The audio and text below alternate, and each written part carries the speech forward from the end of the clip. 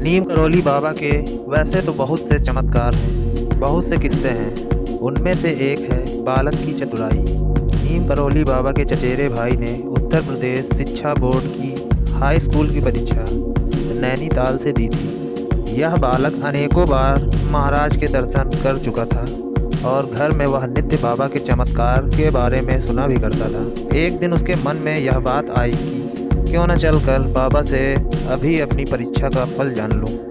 वह कैंची आश्रम आया और अवसर पाकर उसने अपनी चिंता व्यक्त की। बाबा तुरंत बालकों की भांति बोल उठे, फेल हो जाओगे। उनके बोलने के ढंग को देखकर उसका मन उनके कथन को सत्य मानने के लिए तैयार नहीं हुआ।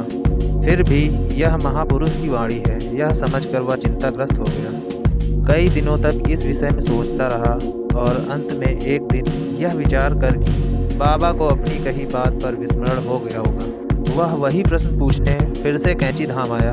उसने नए सिरे से बात चलाई और उनका उत्तर जानना चाहा। बाबा के आगे बालक की चतुराई क्या चलती। अब की बार बाबा सहज भाव से बोले, पास हो जाओ। उसे इस उत्तर से प्रसन्नता हुई, पर फिर वह सोचकर कि बाबा ने एक बार फेल और दूसरी बार पास होने को कहा, वह दुविधा में पड़ गया। कई दिन बीतने के बाद वह एक दिन फिर कैंची धाम गया और अवसर पाकर उसने वही प्रश्न किया। इस बार फिर उन्होंने फेल कह दिया। 2 बार फेल सुनकर वह दुखी हो गया। बाबा बोले, कैसे हमारा अंदाज नहीं लगा सकते। यह बालक हमारा अंदाज लेने आया है। वह लड़का फेल हुआ और सप्लीमेंट्री परीक्षा में उसका नाम प्रकाशित हुआ, जिसके बाद वह पास हो पाया।